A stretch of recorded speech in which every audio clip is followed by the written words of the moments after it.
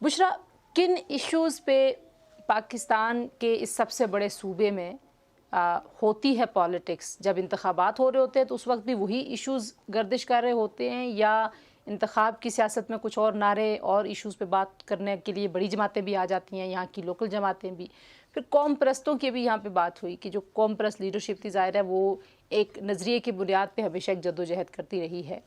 लेकिन वो नज़रिया तो कहीं ना कहीं वो बैक बर्नर पे रख देते हैं, हुकूमतों का हिस्सा बन जाते हैं, फिर हुकूमतों से निकलते हैं, दोबारा नज़रिया उठा के आवाम के पास चले जाते हैं। लोग समझते हैं इस सारे गिमिक को कि ये सब पॉलिटिक्स है और ये सब दिखावा है। बिल्कुल देखें तंजीला, तो लोग काफ़ी हद तक समझ चुके हैं, लेकिन जब भी इलेक्शन आने वाले होते हैं, चाहे मरकज़ से कोई पार्टी यहाँ उठकर आए या यहाँ की कौम परस्त जमात हो, तो वो सबसे पहले अपना जो टारगेट बनाती है वो मिसिंग पर्सन का इशू होता है कि मिसिंग पर्सन के इशू को वो इतना फेवर करना शुरू कर देते हैं कि लोगों की सिंपैथी हासिल कर लेते हैं और कोशिश करते हैं कि किसी तरह जो है इनकी सिंपैथी हासिल करने के बाद इनका वोट जो है वो भी हमें मिलना शुरू हो जाए। और शुरू के दिनों में हम देखते हैं कि यही सिलसिले जो हैं वो चलते भी जा रहे हैं, लेकिन आहिस्ता आहिस्ता वक्त गुजरने के साथ साथ वो चीज़ें जो हैं वो साइड पर होना शुरू हो जाती हैं और फिर से वही पॉलिटिक्स जो है वो शुरू हो जाती है। दूसरा, बलूचिस्तान का जो मसला है वो सी पैक के हवाले से भी जो है वो काफ़ी उठाया जाता है। गवादर जो है वो